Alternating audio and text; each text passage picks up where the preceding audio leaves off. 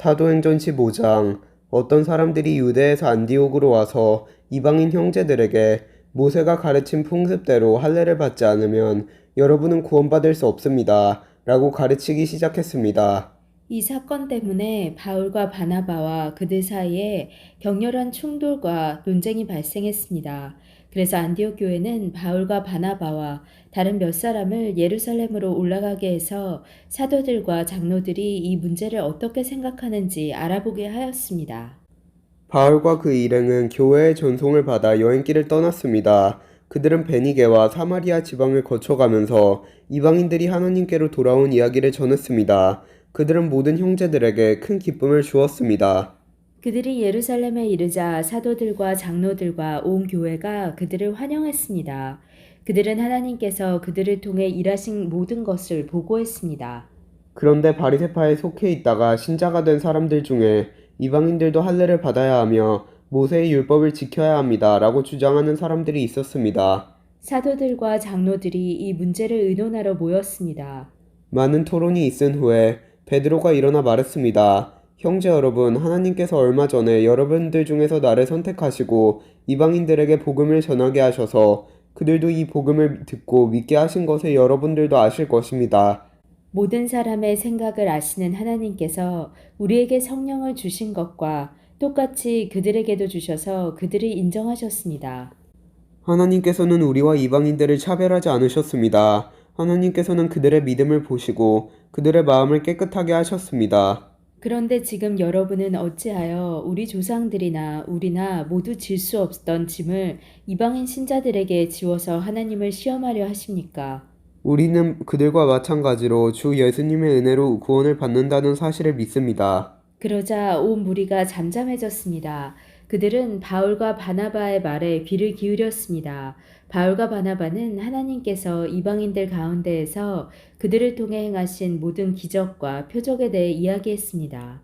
그들이 말을 마치자 야고보가 대답했습니다. 형제 여러분, 제가 한마디 하겠습니다. 하나님께서 처음으로 이방인들 중에서 자기 백성을 삼으시려고 그들을 찾아오신 이야기를 시몬, 곧 베드로가 전해주었습니다. 예언자들의 말도 이것과 일치합니다. 예언서에 이렇게 기록되어 있습니다. 이 일이 있은 뒤에 내가 다시 와서 다윗의 무너진 장막을 다시 짓겠다. 폐허가 된 곳을 다시 짓고 바로 세우겠다. 그러면 살아남은 사람들과 나의 이름을 부르는 모든 이방인들이 나를 찾을 것이다. 이것은 이 일을 행하시는 여호와의 말이다. 이것은 오래전부터 알게 한 일이다. 그러므로 내가 판단하기로는 하나님께로 돌아온 이방 형제들을 괴롭히지 말고 그들에게 편지를 써서 우상에게 바친 더러운 음식을 먹지 말 것과 음란한 행동을 하지 말 것과 목졸라 죽인 짐승의 고기와 피를 먹지 말라고 하는 것이 좋겠습니다. 이는 예로부터 도시마다 모세의 율법을 선포하는 사람이 있어서 안식일마다 회당에서 모세의 글을 읽어왔기 때문입니다. 사도들과 장로들과 온 교회가 자기들 중에서 몇 사람을 뽑아서 바울과 바나바와 함께 안디옥으로 보내기로 결정했습니다. 뽑힌 사람들은 신자들 가운데서 지도자로 있던 바사바라고 불리는 유다와 실라였습니다. 그리고 이 사람들 편에 이러한 편지를 써보냈습니다. 여러분의 형제인 사도들과 장로들이 안디옥과 시리아와 길리기아에 있는 모든 이방인 형제에게 문안드립니다. 우리 가운데 몇 사람이 여러분에게 가서 우리가 시키지도 않은 말을 해서 여러분을 혼란에 빠뜨리고 마음을 아프게 했다는 소식을 들었습니다. 그래서 우리는 몇 사람을 뽑아 사랑하는 형제 바나바와 바울과 함께 여러분에게 보내기로 의견 일치를 보았습니다. 바나바와 바울은 우리 주 예수 그리스도의 이름을 위해 자기 목숨도 내놓은 사람들입니다. 그래서 우리는 우리가 쓴 편지의 내용이 사실임을 분명히 하려고 그들과 함께 유다와 신라를 보냅니다. 여러분에게 다음에 말하는 요구사항 이외에 다른 어떠한 짐도 지우지 않는 것이 성령과 우리의 생각입니다. 우상에 바친 제물과 피와 목졸라 죽인 짐승의 고기를 먹지 마십시오. 그리고 음란한 어떤 행동도 하지 마십시오. 이런 일만 지키면 잘 될 것입니다. 그럼 안녕히 계십시오. 그들은 예루살렘을 떠나 안디옥으로 내려갔습니다.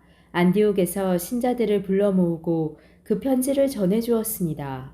안디옥 교회는 그 겉면의 말씀을 읽고 기뻐했습니다. 유다와 실라는 예언자이므로 신자들을 권면하며 그들에게 힘을 북돋아 주었습니다. 그들은 거기서 얼마 동안 머물다가 평안히 가라는 신자들의 인사를 받고 자기들을 보는 사람들에게로 돌아갔습니다. 바울과 바나바는 안디옥에 계속해서 머물러 있으면서 다른 여러 사람과 함께 주님의 말씀을 가르치며 전파하였습니다. 며칠 뒤에 바울이 바나바에게 말했습니다. 우리가 주님의 말씀을 전한 바 있는 여러 도시로 다시 가서 신자들을 방문하고 그들이 어떻게 지내는지 알아봅시다. 바나바는 마가라 불리는 요한도 데려가고 싶었습니다.